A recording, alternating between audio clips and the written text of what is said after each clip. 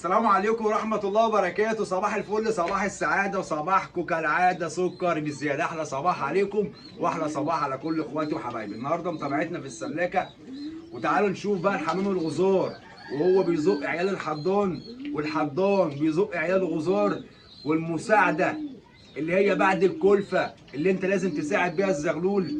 وهديك النهارده حاجات تانية تخلي الزغلول بتاعك بدل ما هو بيطلع ضعيف، بيطلع مطعون، بيطلع ريشه ضعيف. هوريك المكملات اللي انا بديها للزغلول ايه علشان يطلع معايا بصحه كويسه.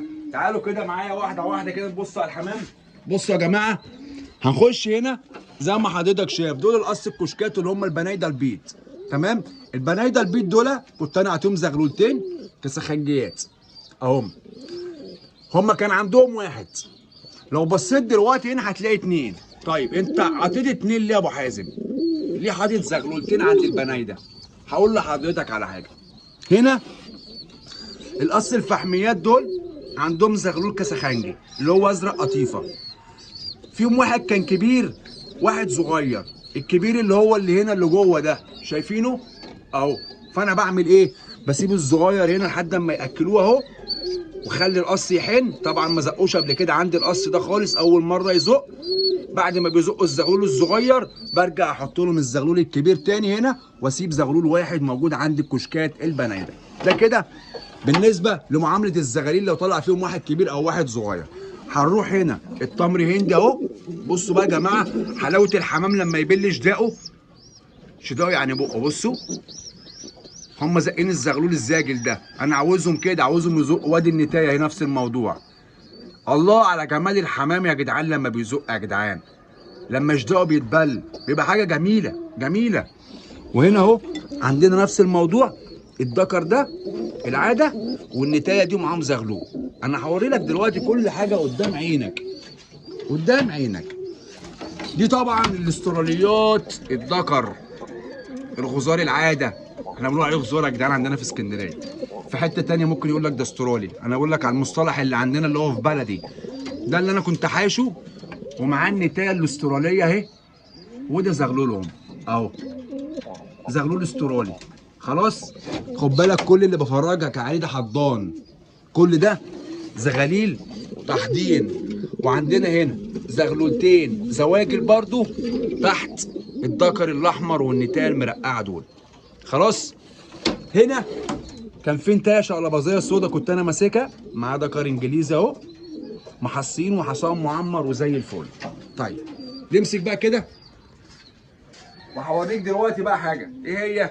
طبعا احنا قطفنا 8 زغاليل تقريبا، طلعناهم فوق تقريبا، مش فاكر 8 ولا كام، طلعناهم فوق. كان فيهم زغلول احمر. الزغلول الاحمر ده كان ليه اخ اصغر منه، كان جاله روشه، كان مروش، فاهم انت؟ كان جاله من دروشه كده وهو صغير في الطاجن، كان عمال يعمل لي دماغه كده. فاكرينه كلكم الزغلول دوت طبعا. تعالى افرجكم على الزغلول ده دلوقتي عامل ازاي يا جدعان اهو. نرجع كده حازم ورا، ادي الزغلول اهو. انه زغلول ده ابو الترابيب، الزغلول اللي كان صغير اللي كان عمال يعمل لي دماغه كده وهو صغير، هو ده اهو. طيب عالجته ازاي؟ علاج العقده او الروشه، اكل الحمام وشربها من الاخر. لا تنسى الجناح ولا تنسى الديل ولا تنسى الرقبه ولا تعمل الكلام ده كله. اكل فرد الحمام وشربه، انت كده خليت فرد الحمام معاك زي الفل. طيب دلوقتي الزغاليل بتاعتي انا كلفت السلكه والاهالي كلهم زقوا الزغاليل. ايه المتابعه بتاعتي بعد ما الاهالي، يعني انا مفطر مثلا، مفطر فالحمام كلف وراح زي عياله كلهم، فلازم اخش دلوقتي بعمل حته متابعه، بعمل تيست على الزغاليل، ابص عليهم زغلول بزغلول. ايه المتابعه اللي انا بعملها وايه الحاجه اللي انا بشتغل بيها مع الحمام عشان ربنا يكرمني كده واقدر اطلع زغاليل؟ ده اللي هقوله لك دلوقتي. اول حاجه انا بحضر الميه بتاعتي اهي. دي ميه عاديه جدا دي ميه عاديه خالص، ما فيهاش اي حاجه انا حاططها عليها خالص. خلاص، وبنجيب السرنجه بتاعتنا اهي. خلاص، ودي يا جماعه خميره اهي. دي هاتها كده حازم باينه معاك اهو يا جماعه. دوس واحده على الشاشه من النص اهي. دي خميره، راس خميره. العلبه دي فيها 60 قرص، بتتباع في الصيدليه ب 30 جنيه، يعني القرص واقف عليك بنص جنيه. القرص واقف عليك بنص جنيه. طب الخميره دي فايدتها ايه يا ابو حازم؟ ده مكمل غذائي، في نسبه بروتين، في نسبه فيتامين، في نسبه كالسيوم، في نسبه حاجات ياما، فدي بتفيد الزغلول صحيا. طب استخدمها ازاي؟ واديها للزغلول امتى؟ ده اللي انا جاي اقول لك عليه النهارده. دلوقتي الزغاليل دي امها كلفت وابوها كلف واكلوهم، والزغاليل قاعده مزقططه وزي الفل يا عم الحاج. بروح اخش على زغلول مثلا كده اهو، بص زغلول زي ده كالف اهو، باين معاك اهو كالف خلاص.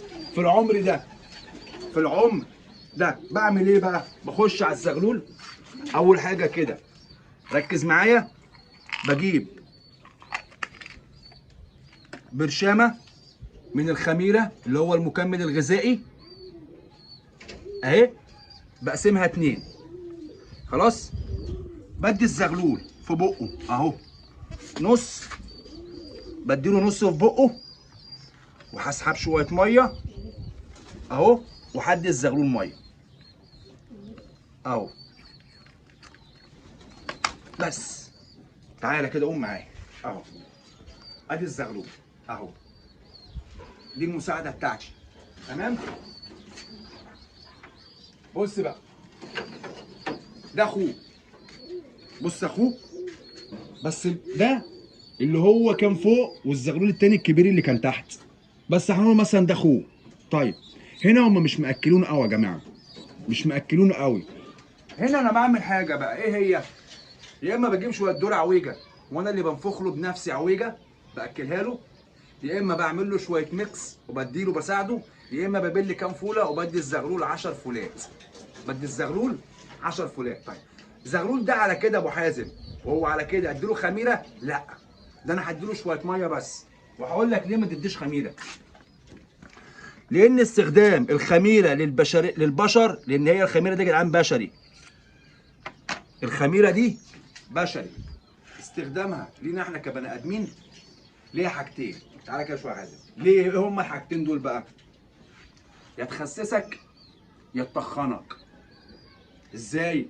يعني لو انت عاوز تخس وبتاكل ياما وبتحرق اكل ياما، بتقوم جاي واخد واحده قبل الاكل، واحده قبل الاكل بساعه بنص ساعه، تيجي وقت الاكل تلاقي نفسك مالكش نفس تاكل، الخميره تنفش في المعده تملى لك الفراغ، فانت ما بتاكلش، بتبقى نفسك مسدوده فبتاكل حاجات بسيطه، يبقى كده بتخسس.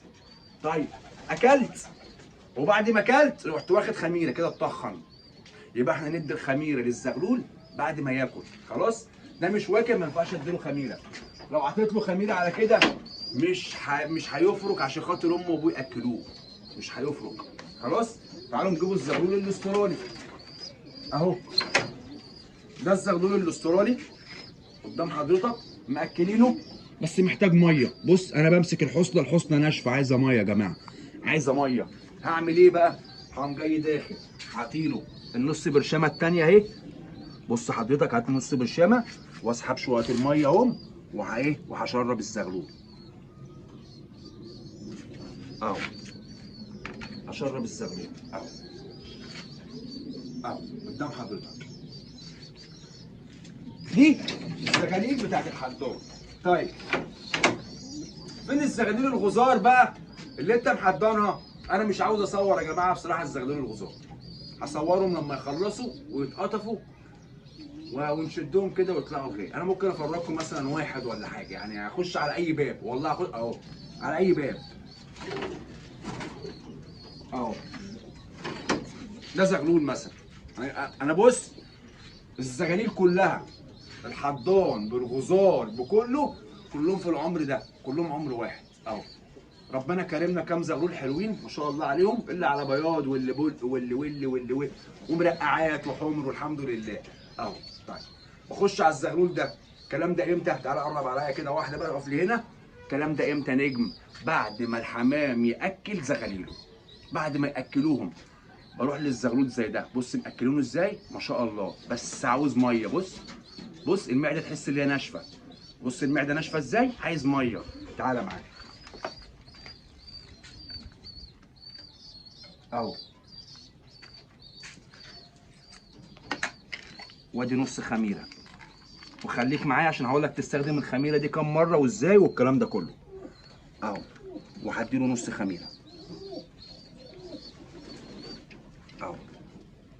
بص يا باشا الزغلول عامل ازاي، باين معاك يا حازم؟ بص الزغلول عامل ازاي، نقوله بسم الله ما شاء الله، نقوله بسم الله ما شاء الله. طيب استخدامك للخميره امتى بقى؟ ده كده اسمه زغلول بطش. اسمه ايه؟ زغلول بطش. بياخد نص النهارده ونص بكره وهو بطش. بعد اسبوع قام جاي اعطيله نص في نص. يبقى كده الزغلول بياخد كام نص؟ بياخد 4 انصص، يعني برشامتين، يعني بجنيه. ما تستخسرش حاجه في الزغلول بتاعك. بديله نصين وهو صغير كده، وبعد اسبوع بديله نصين تاني. خلاص، دي مساعدتي مع الزغاليل. طيب ايه الفايده بقى من اللي انت هتربط تخلي الحمام الغزار ده والكلام ده والنيه، عشان خاطر لو في حد تعالى هنا حازم تعبني النهارده، تعالى هنا يابا وايده بتترعش صح؟ ايه الفايده اللي انا اخلي الحمام الغزار يزق زغاليل الحضان؟ قلت لك في الفيديو يوم ما لقيت قلت لك ليه. ولكن لو معانا حد لسه النهارده جديد في القناه، اعمل متابعه واعمل اشتراك، دوس على زر الجرس عشان يوصل لك كل فيديو جديد. انا بخلي الغزار يزق اخر الموسم علشان الحنيه ما تتنزعش من القص الغزار. معناه ايه؟ انت ممكن النتايه من كتر ما انت عمال تشيل منها بيض وتحضنه، تشيل منها بيض وتحضنه، النتايه تقوم واقفه شغل. رقم 2، النتايه ممكن تفزع من الطاجن، ولما تيجي تبيض لك بره الطاجن بعد كده. رقم 3، لو جيت اتزنقت في مره ما عندكش حضان، القص ده مش هيعرف يزق لانه ما زقش قبل كده. فانا بدربهم على كذا حاجه، حنيه، الطاجن يحنوا ليه، لو اتزنقت في مره في زق هم اللي يزقوا. طب يا تربو الحمام ده يزق؟ قسما بالله الحمام ده كله يزق، بس احنا بنعمله حضان ليه؟ عشان ننتج اكتر. يعني المعدل بتاع الحمام بيبيض كل 45 يوم، ده المعدل بتاع اي حمام. المعدل بتاع اي حمام بيبيض كل، ريح ايدك شويه، بيبيض كل، هتنتعب والله، كل 45 يوم يبيض لك بيضتين. بعد 18 يوم الحصى يفتح، بعد 25 يوم تاني يوم جاي او مثلا بعد شهر يوم جاي الحمام بايض تاني، بيديك 45 يوم. انا في ال 45 يوم دول ممكن اخد من النتايه 6 حصويات، 6 حصويات احضنهم. يبقى انا كده استفدت. يعني مثلا عندك ذكر وانتايه زي دول، لو انا عودتهم على الزق هيزقوا، هيلبنوا، وهيزقوا في الخشن، وانا هساعد وراهم. تمام. لكن هاخد منهم حصويتين كل 45 يوم. طب فايده التحضين، انا هاخد منهم حصويتين كل 15 يوم. كل 15 يوم هاخد من النتايه حصويتين. عاوز تعرف ازاي؟ خش تابع الفيديوهات اللي قبل كده، هتلاقيني بشرح لك الكلام دوت عملي وتجربه قدام عينك. ده كلامنا على الغزار. تعالوا نبصوا هنا القص البنفسجيات اهو، عندهم برضو زغلول اهو. خد يا حازم كده امسك، انا برضو هبقى قدام منكم لان انا هقفل الفيديو. اللي عامل فوكس دوس عليه، لان انا هقفل الفيديو وهكمل متابعه مع الزغاليل كلها اللي في السلاحه. ده زغلول بنفسجي. بصوا الزغلول حضرتك، انا عاوزك تيجي كده عشان الاضاءه بس. بص الزغلول قدام حضرتك اهو، بص الزغلول اهو باين معاك اهو، واكل.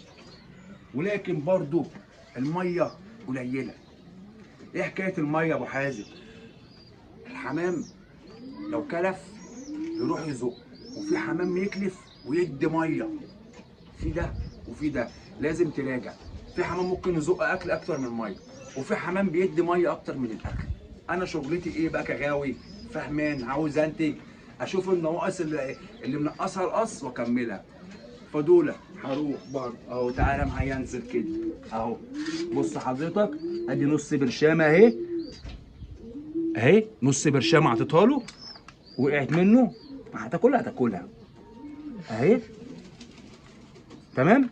وادي الميه اهي قدام حضرتك برضه اهي، هسحب ميه وهروح ادي الزغلول في بقه ال10 سم ميه علشان الينه المعده والزغلول يعرف يصرف كلفته، والكلفة من غير مية في المعدة تعمل عفونة، والعفونة تؤدي الكنكر، والكنكر يؤدي السالمونيلا، والسالمونيلا تؤدي الروشة، والروشة تؤدي لموت فرد الحمام مع كتر الأمراض اللي موجودة في الزمن.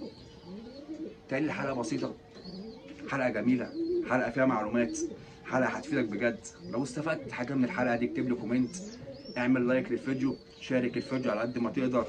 تحياتي ليكم لكل اخواتي وحبايبي اللي بتتابعنا من جوه مصر ومن بره مصر. تحياتي لكل الوطن العربي. احلى مسا عليكم واحلى مسا على كل الناس، وتربوا من مكانكم. بيمسي عليكم يا اجدع ناس، وحب الناس كنز يا ناس. السلام عليكم.